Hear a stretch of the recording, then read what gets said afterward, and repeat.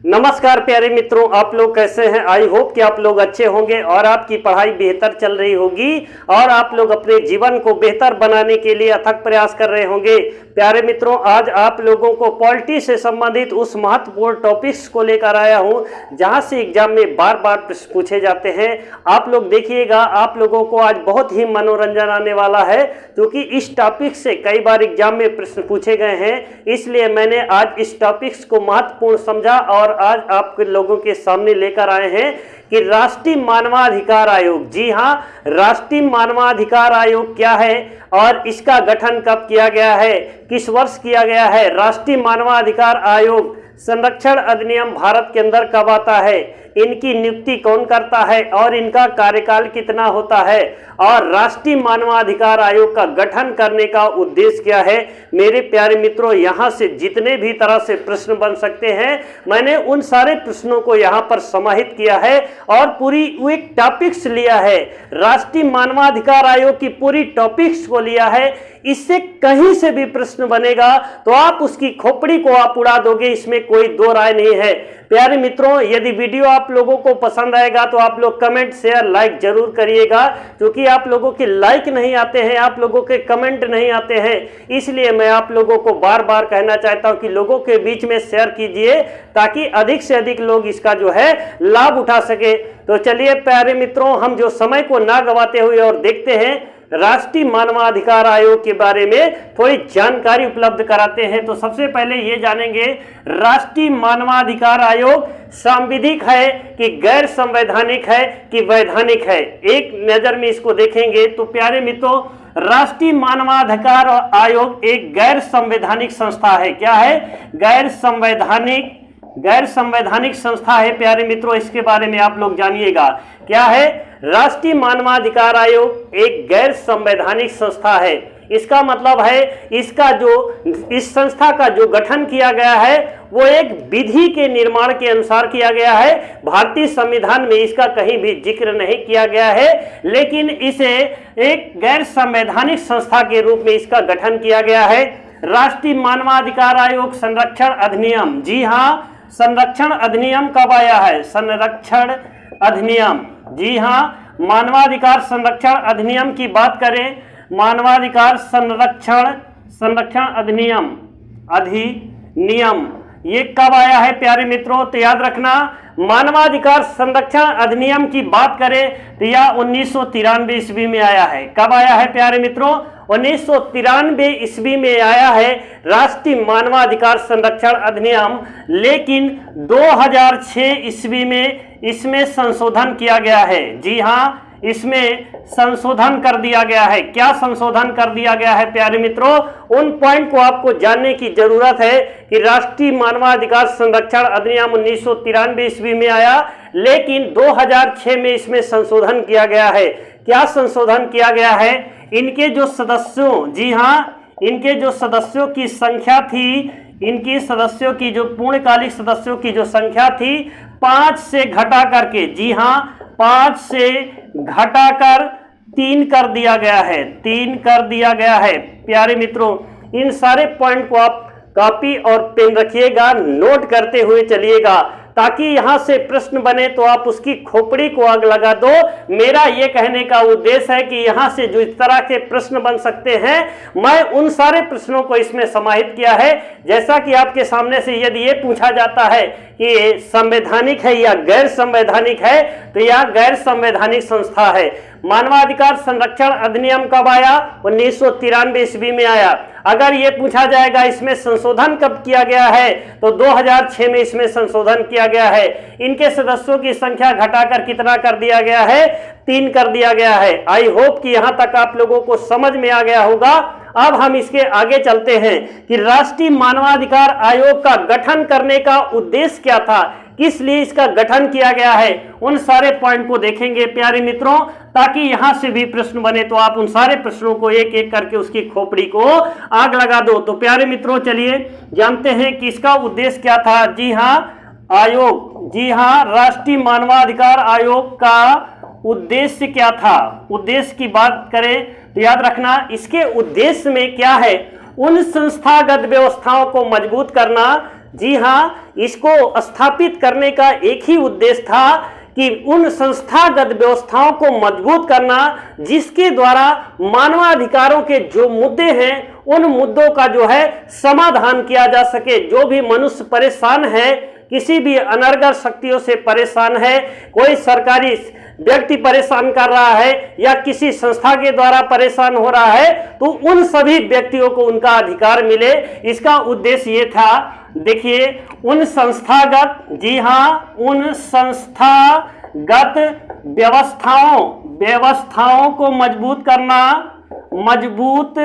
करना जिससे मानवाधिकारों के मुद्दों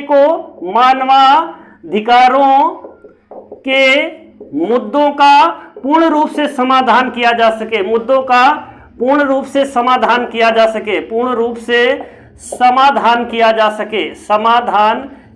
सके। प्यारे मित्रों, इसका मतलब यह है कि व्यक्तियों के अधिकार के बारे में लोगों को जागरूक करना राष्ट्रीय मानवाधिकार आयोग का मुख्य उद्देश्य यही है कि सभी व्यक्तियों को उनके अधिकारों के बारे में जागरूक करना। अब प्यारे मित्रों, ये देखेंगे, आयोग की संरचना की बात करेंगे। जी हाँ, राष्ट्रीय मानवाधिकार आयोग की संरचना के बारे में बात करेंगे।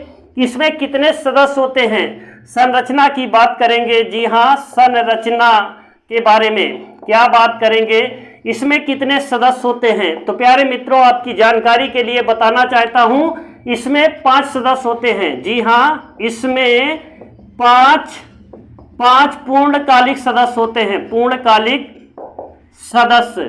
और याद रखना, जो 4 और सदस्य होते हैं, 4 अन्य सदस्य होते हैं। इसका मतलब यह है कि अगर इन सभी को मिला दिया जाए तो टोटल इनकी सदस्यों की संख्या 9 हो जाती है। लेकिन जो पूर्णकालिक का मतलब इनकी जो नियुक्ति की जाती है जितने वर्ष के लिए, उसमें केवल 5 ही सदस्य ऐसे होते हैं जो पूरा अपने वर्ष तक जो है अपने समय तक अपने पद पर बने रहते हैं। और ये जो 4 सदस्य होते हैं, ये सदस्य कौन कौन होते हैं प्यारे मित्रों, आपकी जानकारी के लिए बताना चाहता हूं कि जैसे अनुसूचित जाति आयोग का जो अध्यक्ष होता है, इसका सदस्य होता है। अनुसूचित जनजाति आयोग का जो अध्यक्ष होता है, इसका सदस्य होता है। और जो लोकसभा का जो अध्यक्ष और उपाध्यक्ष होते हैं, ये सब इसके सदस्य होते हैं। प्यारे मित्रों, इसको पॉइंट को आप समझिएगा ताकि यहां से जो बनने वाले महिला आयोग, अल्पसंख्यक आयोग, जो ये है, इनके सारे सदस्य होते हैं। प्यारे मित्रों, अब इसके बारे में जाने कि इसका अध्यक्ष, जी हाँ, संरचना का अध्यक्ष किसे बनाया जाता है। इसका मतलब यह है प्यारे मित्रों, अध्यक्ष कि राष्ट्रीय मानवाधिकार आयोग के अध्यक्ष किसे बनाया जाता है। तो याद रखना, सुप्रीम कोर्ट का कोई मुख्य न्यायाधीश, जी हाँ, मुख्य न्यायाधीश जो रिटायर हो, जी हाँ, राष्ट्रीय मानवाधिकार आयोग का जो अध्यक्ष होता है किसे बनाया जाता है। तो आपकी जानकारी के बारे में बताना चाहता हूं कि सेवानिवृत्त, सुप्रीम कोर्ट का कोई मुख्य न्यायाधीश सेवानिवृत्त हो। इसका मतलब कि कोई भी रिटायर जज को बनाया जाता है जो सुप्रीम कोर्ट का होता है। सुप्रीम कोर्ट का जो मुख्य न्यायाधीश होता है, इस आयोग का वो अध्यक्ष होता है। और जो सदस्य की बात करें तो एक अन्य सदस्य होगा, किसमें का सदस्य होगा, सुप्रीम कोर्ट का कोई न्यायाधीश होना चाहिए, दूसरा सदस्य। और तीसरे सदस्य की बात करें प्यारे मित्रों तो हाई कोर्ट, जी हाँ, हाई कोर्ट का कोई सेवानिवृत्त या वर्तमान में कार्यरत न्यायाधीश होना चाहिए। सेवानिवृत्त या कार्यरत न्यायाधीश, कार्यरत। और 2 सदस्य ऐसे होते हैं प्यारे मित्रों जिन्हें राष्ट्रीय मानवाधिकार आयोग के बारे में पूरी तरह से जानकारी, जी हाँ, 2 ऐसे सदस्य होते हैं जिन्हें मानवाधिकारों के बारे में जानकारी हो, मानवाधिकारों के बारे में जानकारी हो। इसका मतलब यह है कि राष्ट्रीय मानवाधिकार का आयोग का जो अध्यक्ष होता है, सुप्रीम कोर्ट का कोई मुख्य न्यायाधीश जो रिटायर हो चुका है, वह इसका अध्यक्ष होता है। और जो 4 सदस्य होते हैं, एक सुप्रीम कोर्ट का कोई कार्यरत न्यायाधीश होना चाहिए, इसमें मुख्य न्यायाधीश नहीं जुड़ा हुआ है, और एक हाई कोर्ट का न्यायाधीश होना चाहिए, और प्यारे मित्रों 2 ऐसे सदस्य होना चाहिए जिसे राष्ट्रीय मानवाधिकार आयोग यानी कि मानवाधिकार आयोग, मानव के अधिकारों के बारे में उनके पास पूरी तरह से जानकारी हो, उन्हें इनका सदस्य बनाया जाता है। और जो 4 अन्य सदस्य होते हैं प्यारे मित्रों, एक होता है अनुसूचित जाति आयोग का अध्यक्ष, एक अनुसूचित जनजाति आयोग का अध्यक्ष होता है, एक महिला आयोग का अध्यक्ष होता है, और एक अल्पसंख्यक आयोग का अध्यक्ष होता है। इसका मतलब अब टोटल की संख्या मिला दिया जाए तो 9 होती है। अब इनके कार्यकाल की बात करें प्यारे मित्रों कि राष्ट्रीय मानवाधिकार आयोग के सदस्यों और अध्यक्ष का कार्यकाल कितना होता है, इनकी नियुक्ति कौन करता है, एक एक सारे प्रश्नों के बारे में आप जानेंगे प्यारे मित्रों। अब देखेंगे, जी हाँ, इनके सदस्यों का कार्यकाल, जी हाँ, इनके सदस्यों का कार्यकाल देखेंगे। तो आपकी जानकारी के लिए बताना चाहता हूं कि राष्ट्रीय मानवाधिकार आयोग के सदस्यों का जो कार्यकाल होता है 3 वर्ष या 70 वर्ष, जो भी पहले हो। इसका मतलब यह है प्यारे मित्रों, 3 या 70 का मतलब आप समझ रहे हैं कि कोई भी व्यक्ति यदि 78 वर्ष में राष्ट्रीय मानवाधिकार का अध्यक्ष या सदस्य नियुक्त कर दिया जाता है तो इसके 2 वर्ष बाद जो है क्या हो जाएगा, 70 वर्ष हो जाएगा। तो इसका मतलब यह है कि 2 वर्ष के बाद वह रिटायर हो जाएगा। इसका मतलब जब वो पद पर होगा तो जैसे ही 70 आएगा वो अपने पद से रिटायर हो जाएगा। इसका मतलब ये होता है 3 या 70, 6 या 5, 65 जैसा भी इसमें लागू होता है। लेकिन इनके अध्यक्ष या सदस्यों का कार्यकाल कितना होता है प्यारे मित्रों, 3 वर्ष या 70 वर्ष होता है। इन सारे पॉइंट को ध्यान में रखिएगा ताकि यहां से एग्जाम में प्रश्न आए तो आप उसकी पूरी तरह से धज्जियां उड़ा दें। अब प्यारे मित्रों, अध्यक्ष व सदस्यों की नियुक्ति कौन करेगा? जी हां, राष्ट्रीय मानवाधिकार आयोग के अध्यक्ष व सदस्यों की नियुक्ति के बारे में बात करें तो याद रखना, नियुक्ति कौन करता है? राष्ट्रपति करता है। जी हां, कौन करता है? राष्ट्रपति करता है इनके अध्यक्ष व सदस्यों की नियुक्ति। और किसकी सिफारिश पर करता है? जी हां, राष्ट्रपति तो करता है, लेकिन किसकी सिफारिश पर करेगा? तो याद रखना, ये प्रधानमंत्री के सिफारिश पर। जी हां, प्रधानमंत्री के सिफारिश पर, 6 सदस्यीय समिति के सिफारिश पर किया जाता है, सिफारिश पर। इसका मतलब यह है कि प्रधानमंत्री एक कमेटी का गठन करता है, उस कमेटी में कई लोग शामिल होते हैं, जैसे लोकसभा के दोनों, यानी कि लोकसभा के अध्यक्ष और दोनों विपक्षी दल के नेता। जी हां, दोनों सदन के विपक्षी दल के नेता, केंद्रीय गृह मंत्री शामिल होते हैं, प्रधानमंत्री शामिल होते हैं। और किसकी सिफारिश पर? तो याद रखना, इस पॉइंट को ध्यान में रखिएगा, प्रधानमंत्री के सिफारिश पर इनकी नियुक्ति किया जाता है। लेकिन ध्यान रखना, लेकिन सुप्रीम कोर्ट के मुख्य न्यायाधीश की सलाह पर, मुख्य न्यायाधीश जो वर्तमान में होगा, याद रखना, सुप्रीम कोर्ट का जो मुख्य न्यायाधीश होगा उसकी सलाह पर इसके अध्यक्ष और सदस्यों की नियुक्ति की जाती है। प्यारे मित्रों, इन सारे पॉइंट को आप देखिएगा और आप लोगों को बहुत ही इंटरेस्ट आने वाला है। प्यारे मित्रों, आप लोग पानी पिएंगे, शायद देखिए प्यास बहुत तेज लगी है।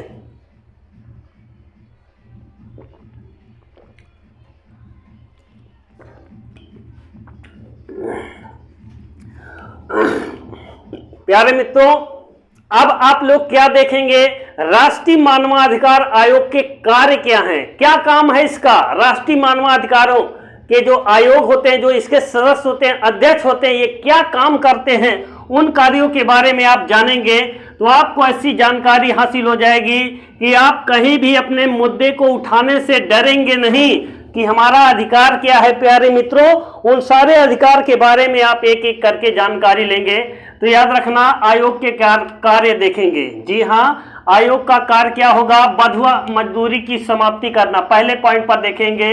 बंधुआ, जी हाँ, बंधुआ मजदूरी की समाप्ति करना, मजदूरी की समाप्ति